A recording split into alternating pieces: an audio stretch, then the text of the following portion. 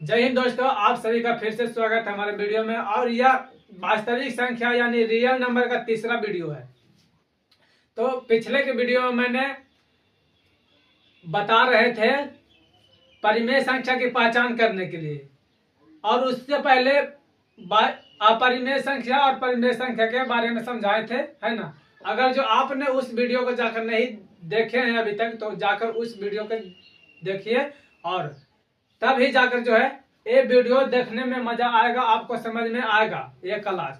तो देखिए, जैसा कि आप लोग पढ़ रहे होंगे और जानते होंगे पहले से कि पाई जो है, पाई का मान होता है 22/7। पाई का मान होता है 22/7 होता है। उसके बारे में मैंने पीछे बोर्ड पर लिखे हैं, है ना। तो पाई का संख्यात्मक मान होता है 22/7, और जिसका दशमलव मान होता है 3.14।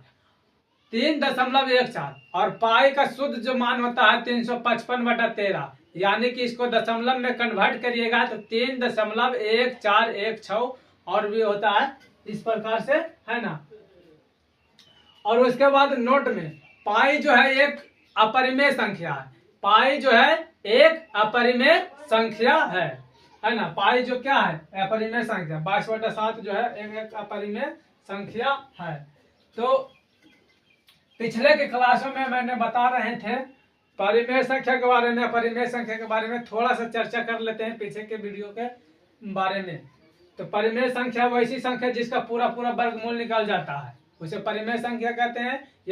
या फिर इस प्रकार से होता है परिभाषा, वो वैसी संख्या जो P/Q के रूप में हो। P तथा Q एक पूर्णांक संख्या हो, अर्थात Q not is equal to 0, इस प्रकार से लिखाए थे। उसके बाद अपरिमेय संख्या के बारे में लिखा है। तो वैसी संख्या जो जिसका पूरा पूरा वर्गमूल नहीं निकलता, उसे अपरिमेय संख्या। अपरिमेय संख्या के Q द्वारा सूचित किया जाता है और परिमेय संख्या को P द्वारा सूचित किया जाता। उससे पहले आइए, तो उसके पहले का क्लास में मैंने बता रहे थे पूर्णांक संख्या के बारे में। पूर्णांक संख्या कहते हैं किसको, तो धनात्मक और ऋणात्मक एवं शून्य को मिलाने से प्राप्त संख्या को पूर्णांक संख्या कहते हैं, है ना। इस प्रकार से पूर्णांक संख्या को इंटीजर नंबर बोला जाता है। उसके पहले मैंने पूर्ण संख्या के बारे में बताया। तो पूर्ण संख्या कहते हैं किसको, तो गिनती वाली संख्या में 0 को मिला दिया जाता है, उसे पूर्ण संख्या कहते हैं। उसके बाद उसके पहले मैं बता रहे थे, तो उसके पहले नेचुरल नंबर के बारे में बताए थे। तो नेचुरल नंबर कहते हैं किसको, यानी प्राकृतिक संख्या कहते हैं किसको, तो गिनती वाली संख्या को प्राकृतिक संख्या कहते हैं। तो उसके बाद का यह क्लास है, ये सब क्लास जाकर देखिए पहले, तब जाकर ये वाला समझ में आएगा, है ना। तो पाई जो है एक संख्यात्मक मान है। संख्यात्मक मान 22/7 होता है, जबकि दशमलव मान जो है 3.14 होता है। पाई का शुद्ध मान जो है 355/113, और इसको दशमलव में जब कन्वर्ट किए तो क्या आया, 3.1416 होता है। पाई जो है एक अपरिमेय संख्या। पाई जो है क्या है, तो पाई एक अपरिमेय संख्या। सवाल में आएगा, मैं सवाल भी करवाऊंगा, सभी चीज का करवाएंगे, देख लीजिए, है ना। तो ध्यान से पढ़ते चलिए और ध्यान से समझते चलिए। तो पाई का मान जो है, पाई के बारे में ये इतना सारा बात लिखाया गया है। इसको बोलते हैं पाई, है ना, पाई बोलते हैं। अब आइए, अब जिस चैप्टर के बारे में हम लोग पढ़ रहे हैं, अब उसी चैप्टर का परिभाषा जानेंगे, है ना। वास्तविक संख्या के बारे में हम लोग क्या कर रहे हैं, पढ़ रहे हैं। तो वास्तविक संख्या के बारे में हम लोग जानेंगे परिभाषा। कहिएगा कि अंक के बारे में बताएं, प्राकृतिक संख्या के बारे में बताएं, पूर्ण संख्या के बारे में बताएं, और पूर्णांक संख्या के बारे में बताएं, अपरिमेय संख्या, परिमेय संख्या के बारे में बताएं। लेकिन वास्तविक संख्या का परिभाषा क्या होता है, तो देखिए अगला हेडिंग रहेगा वही, अगला हेडिंग यही रहेगा, वास्तविक संख्या। वास्तविक संख्या, वास्तविक संख्या। तो इसका परिभाषा होता है, परिमेय संख्या तथा परिमेय संख्या को, परिमेय संख्या तथा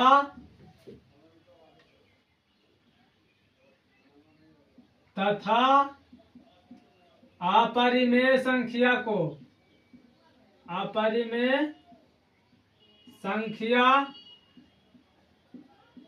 को मिलाने से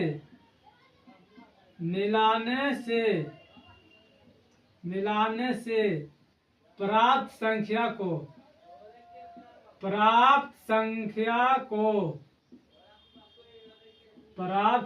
को परिमेय संख्या तथा परिमेय संख्या को मिलाने से प्राप्त संख्या ने प्राप्त वास्तविक संख्या बोलना, प्राप्त वास्तविक संख्या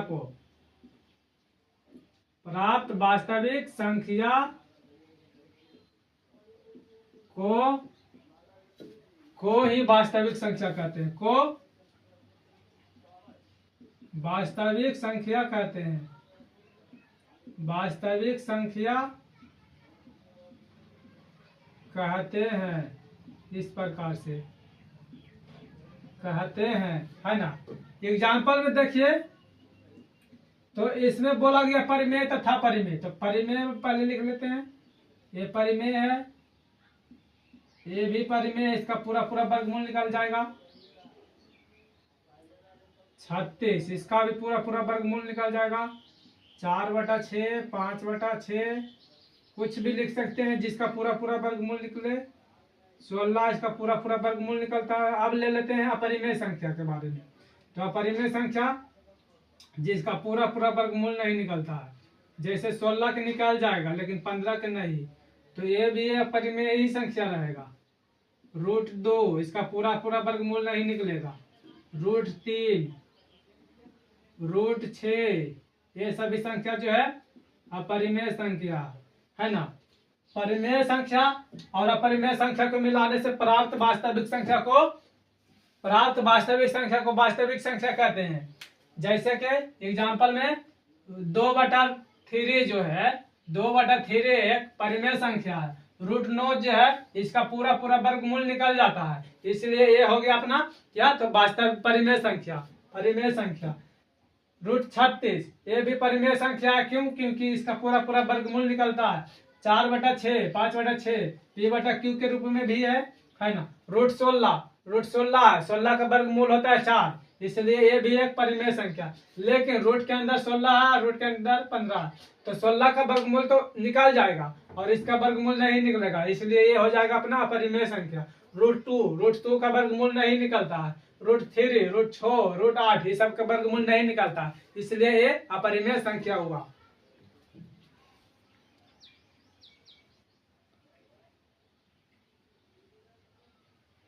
अब आइए इससे आगे चलते हैं। इतना तक समझ में आया होगा हमारे बात हो तब ठीक है। देखिए, सवाल जब करवाएंगे ना तो समझाएंगे अच्छे तरीके से। ये सब चीज जो है रटने वाला चीज, समझने का चीज है, थोड़ा सा समझा देंगे, निकलते चलेंगे, क्योंकि ये सब में ज्यादा टाइम लग जाएगा, है ना। खुद से पढ़िए तब जाकर समझ में आएगा, क्योंकि ये सब चीज जो है पढ़ने वाला ही है।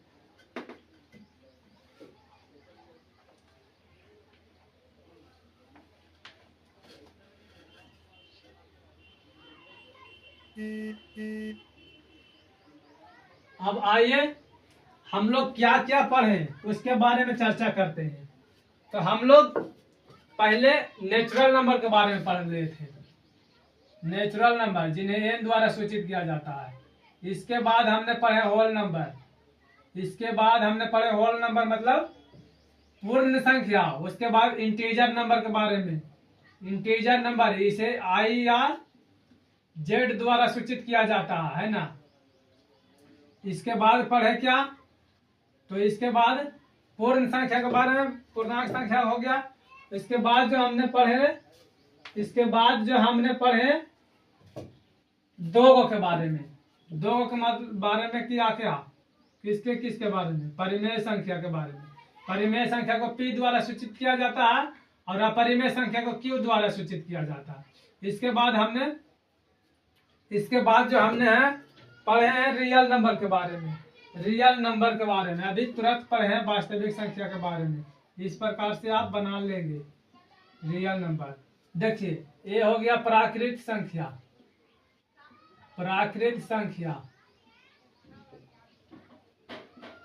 और ये हो गया अपना होल नंबर यानी पूर्ण संख्या,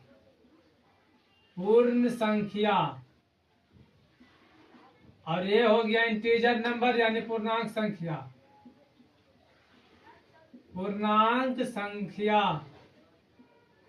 पूर्णांक संख्या, और ये हो गया q जो है क्या है, तो q है अपरिमेय संख्या, अपरिमेय, और p जो है परिमेय संख्या है, परिमेय। उसके बाद हमने रियल नंबर, यानी इसे वास्तविक संख्या बोलते हैं, वास्तविक संख्या। सभी का एग्जाम्पल दे दिए हैं। एक बार ध्यान से पढ़िए, परिमेय संख्या प्राकृत संख्या है, एक से स्टार्ट होता है और इसकी कोई सीमा जो है सीमित नहीं है, ये कहीं तक जा सकता है, हद तक जाता है, इनफाइनाइट कहिए। अपरिमेय संख्या जो है, पूर्ण संख्या जो है 0 से शुरू होता है और ये भी इनफाइनाइट तक ही जाता है, इसका भी रुकने का नाम नहीं है। उसके बाद पूर्णांक संख्या, तो 0 की इधर वाला सभी का सभी प्लस में रहेगा, सभी का सभी प्लस में रहेगा, और 0 के इधर वाला सभी का सभी जो है माइनस में रहेगा, माइनस में इनफाइनाइट। इधर का सभी है धनात्मक और इधर का सभी है माइनस। 0 से इधर धनात्मक है और 0 से इधर है क्या, तो ऋणात्मक संख्या है, और 0 जो है बीच में ना तो धनात्मक है ना ही ऋणात्मक है, ये एक उदासीन संख्या है, एक उदासीन संख्या है ना। इसके बारे में परिभाषा भी लिखा है, धनात्मक को ऋणात्मक संख्या को मिलाने से प्राप्त संख्या को ही इस प्रकार से, धनात्मक को ऋणात्मक संख्या में 0 को शामिल कर लेंगे तो उस प्राप्त संख्या को ही पूर्णांक संख्या कहते हैं। उसके बाद देखिए ये अपरिमेय संख्या, तो अपरिमेय संख्या के एग्जाम्पल में दिखाए थे, जिसकी पूरा वर्गमूल नहीं निकले, पूरा वर्गमूल ना निकले, और भी हो सकता है।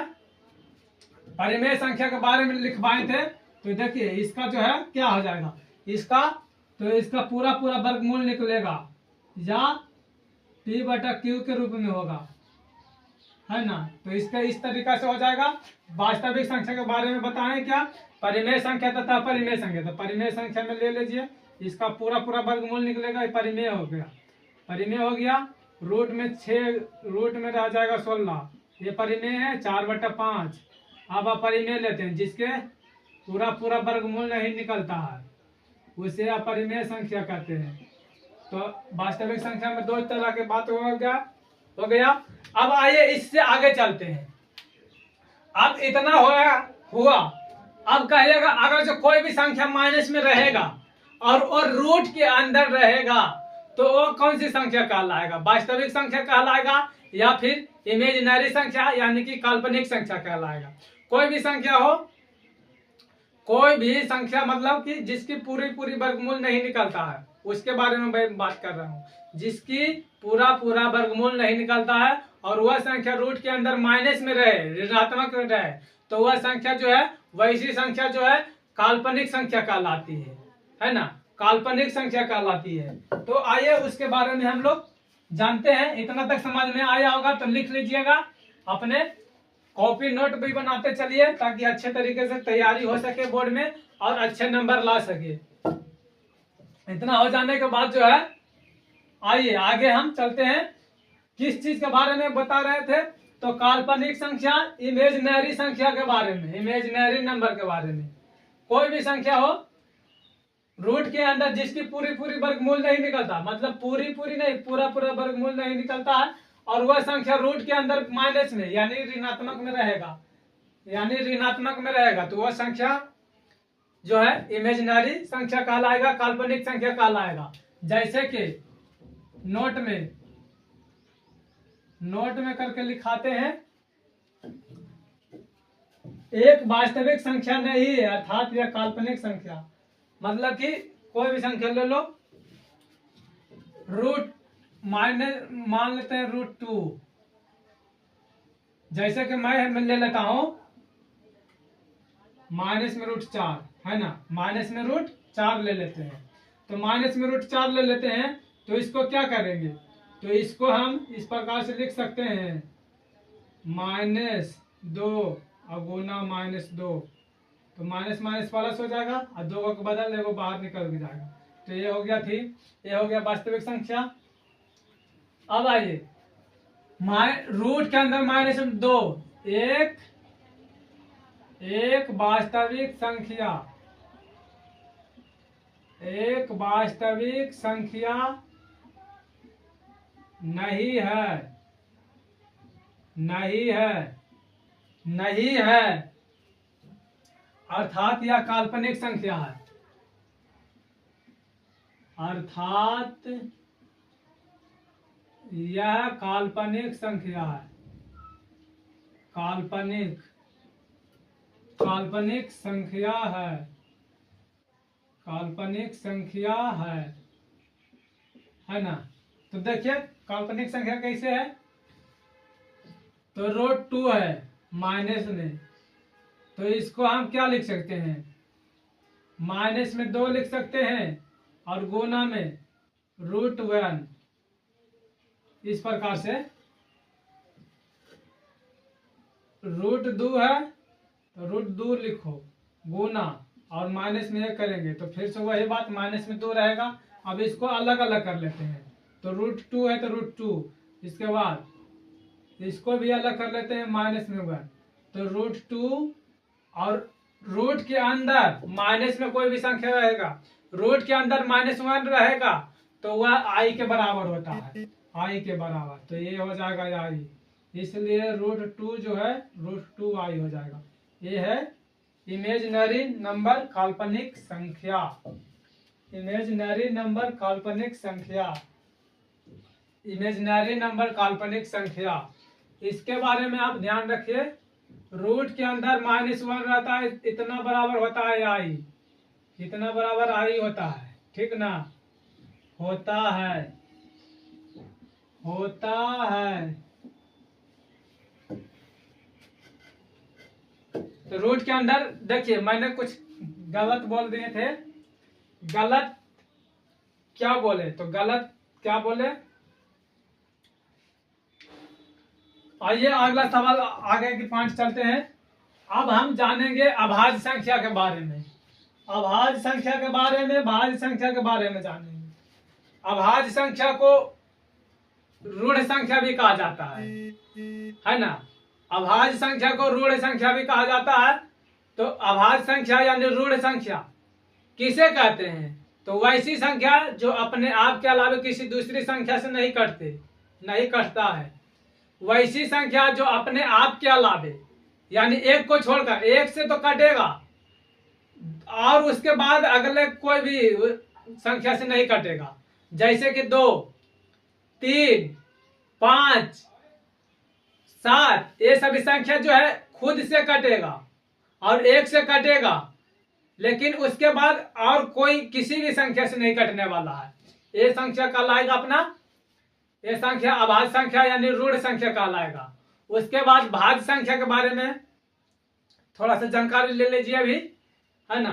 तो भाज्य संख्या यानी, भाज्य संख्या को यौगिक कहते हैं, यौगिक संख्या भी बोला जाता है, भाज्य संख्या को ही यौगिक संख्या बोला जाता है। तो भाज्य संख्या कहेंगे किसको, तो वैसी संख्या जो अपने आप के अलावे और भी संख्या से कटे, खुद से कटेगा, एक से भी कटेगा और भी संख्या से कटेगा वो, है ना, तो उसे यौगिक संख्या यानी भाज्य संख्या कहते हैं। तो आइए उसके बारे में हम दिखवाते हैं, समझाते हैं।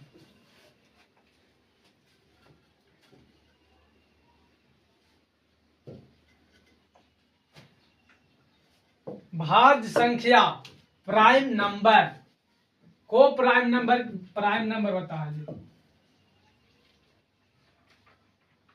प्राइम नंबर होता है। भाज्य संख्या, भाज्य नहीं अभाज्य संख्या है, अभाज्य संख्या, अभाज्य या ऋण संख्या, इसी को बोला जाता है ऋण संख्या, ऋण संख्या। इसे इतना ही रखो संख्या, ऋण के बाद में लिख लेंगे ऋण संख्या, प्राइम नंबर, प्राइम नंबर कहते हैं किसको, तो वह संख्या जैसे कि 2 ले लो, 3, 5, 7, 11, 13 और 17, 19। ये संख्या जो है देखिए, इसमें 1 से भाग देंगे, सभी में 1 से भाग देंगे तो ये कटेगा, और 2 से भी भाग देंगे तो ये कटेगा, है ना। 1 से भाग देंगे तो भाग लगेगा, 2 से भी भाग लगाएंगे तो लगेगा, 2 से नहीं, अपने आप से, मतलब कि फिर अपने से कटेगा, मतलब खुद से। तो ये 2 से है तो 2 से ही कटेगा, 3 है तो 3 से कटेगा, 4 है तो 5 है तो 5 से कटेगा, 6 है तो 7 है तो 7 से कटेगा, 11 तो 11 से कटेगा, 13 13 से कटेगा, 17 17 से कटेगा, 19 19 से कटेगा, है ना। एक बेरी में कटेगा, सभी का सभी। खुद से कट रहा है तो एक बेरी में कटेगा, और 1 से कटेगा तो जितना है जितना बेरी में कटेगा। इतना समझ में आया। तो लिखेंगे वैसी संख्या जो अपने आप के अलावे, वैसी संख्या जो एक और अपने आप के अलावे किसी दूसरी संख्या से नहीं कटता है। वैसी संख्या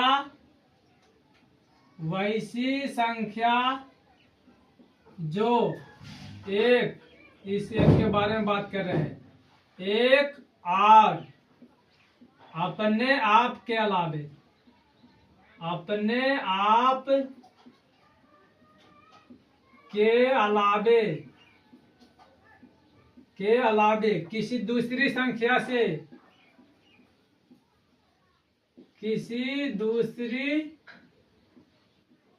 संख्या से विभाजित नहीं होता है। से विभाजित, यहां पर लिख लेते हैं, विभाजित का मतलब भाग नहीं लगता, मतलब पूरा पूरा नहीं कटता है, शेषफल 0 नहीं प्राप्त होता, नहीं, विभाजित नहीं होता है, विभाजित नहीं होता है, उसे अभाज्य संख्या कहते हैं, उसे अभाज्य संख्या कहते हैं, उसे अभाज्य संख्या कहते हैं। अभाज्य संख्या को ही, अगला पॉइंट, अभाज्य संख्या को ही ऋण संख्या कहा जाता है। ऋण संख्या कहा जाता है, कहा जाता है। एग्जाम्पल के तौर पर आप देखिए तो 2, 3, 5, 7, 9, 9 नहीं होगा, 9 कटेगा जी, 9 3 से कटता है, अपने से कट रहा है, 1 से कट रहा है, 11, 13 और 17 हो जाएगा, उसके बाद 19 होगा, उसके बाद 21 नहीं 23 आएगा, 23 के बाद 29, 30 भी नहीं होगा, 31 नहीं, 32 नहीं, 33 नहीं होगा, 37 होगा, 41, 43। ये सब संख्या जो है अपने से कटेगा, अपने से, खुद से कटेगा और 1 से कटेगा। और भी संख्या देखो, कोई भी संख्या को उठा लो, किसी से इसमें भाग देकर देखो तो नहीं ये कटने वाला है, ये नहीं कटने वाला है। ये जितना संख्या है, जितना मैंने लिखा है, मतलब इतना ही नहीं होगा, इनफाइनाइट तक होगा, इनफाइनाइट तक, मतलब गिनती का अंत नहीं हुआ है। तो इसके जैसे और भी संख्या होगा ना जी जो खुद से कटेंगे, ऐसा नहीं कि केवल 43 तक ही रहेगा। तो इसके बारे में आप लोग समझ रहे होंगे। इसमें देखिए, इसमें ये सभी संख्या जितना भी एग्जांपल में लिखा है, 1 से भागा दीजिए, सभी का सभी संख्या कटेगा। और जो संख्या लिखा है उससे ही, जैसे कि 2 लिखा है तो इसमें 2 ही से भागा दीजिए, इसमें 3 लिखा है तो 3 से ही भाग दीजिए, इसमें 5 से ही भाग दीजिए, इसमें 7 से ही भाग दीजिए, तो ये कट जाएगा। लेकिन और भी संख्या, एक और खुद के अलावा और कोई संख्या लो, जैसे कि इसमें 2 से भागा देंगे तो 2 से भागा देंगे तो कट जाएगा, मतलब खुद से कट रहा है। लेकिन 3 से भाग देंगे तो नहीं कटेगा, इसमें 3 से भाग देंगे तो कटेगा, लेकिन 1 से भी कटेगा। उसके बाद देखिए 3 से भाग देने पर कट रहा, लेकिन इसमें 2 से भाग देंगे तो नहीं कटेगा, मतलब खुद से तो कट ही रहेगा, खुद से। यहाँ पर लिखाएंगे परिभाषा में, वैसी संख्या जो एक और अपने आप के अलावा किसी दूसरी संख्या से विभाजित नहीं होती है। वैसी संख्या जो खुद से कटे और एक से कटे और उसके अलावा किसी भी संख्या रहे वो नहीं कटने वाला है, यही कहलाएगा अभाज्य संख्या। आइए इसके बाद भाज्य संख्या के बारे में हम लोग चर्चा कर लेते हैं अच्छे तरीके से। देखिए यहाँ पर लिखा दिया एक और अपने आप के अलावा किसी और संख्या से विभाजित नहीं होती है, तो एक से कटेगा। आइए अगला पॉइंट में आप भाज्य संख्या के बारे में बताएं, भाज्य संख्या के बारे में जानिए। अब भाज्य संख्या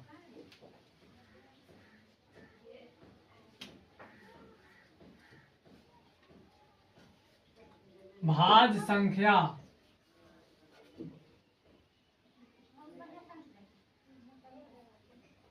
भाज्य संख्या कंपोजिट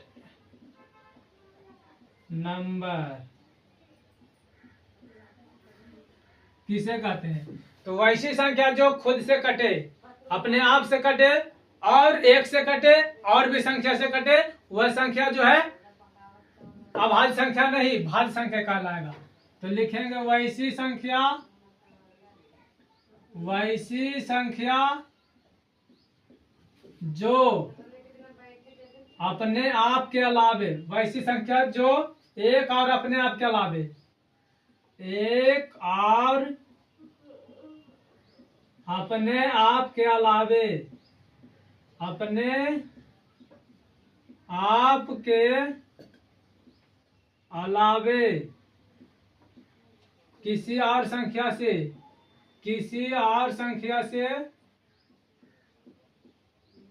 भी विभाजित या कटे, विभाजित होता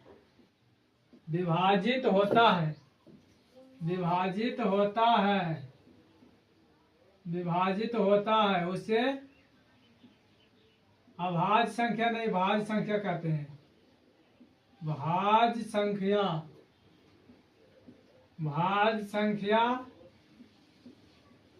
कहते हैं भाज्य संख्या को ही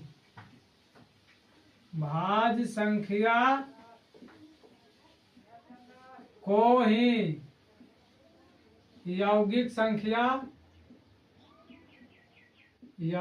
संख्या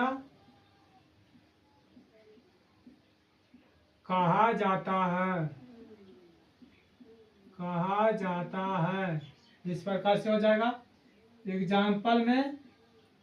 एग्जाम्पल के तौर पर हो जाएगा 4, 6, 8, 10, 12, 8 के बाद 9 भी होगा जी, 9 कटेगा।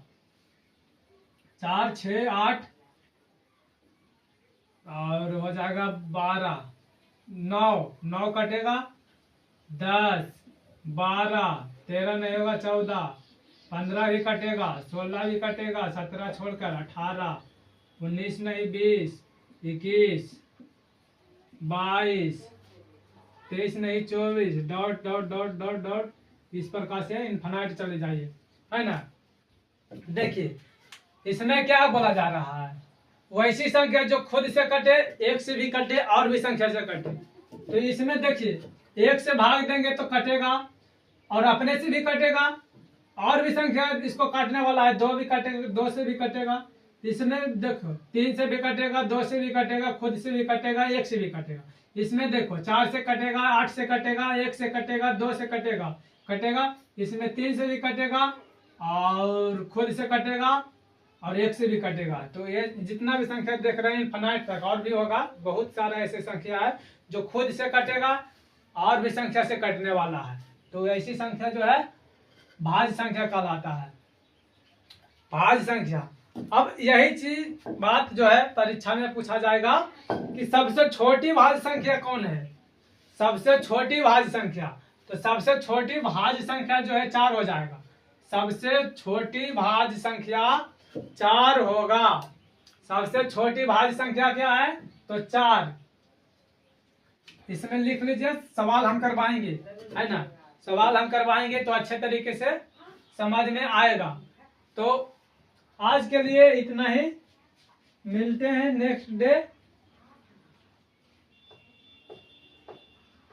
मिलते हैं अगले डे नेक्स्ट वीडियो में। और उम्मीद करते हैं कि अच्छे तरीके से जो है हमारी बातों आपको समझ में आया होगा। आज के लिए इतना ही, मिलते हैं नेक्स्ट डे।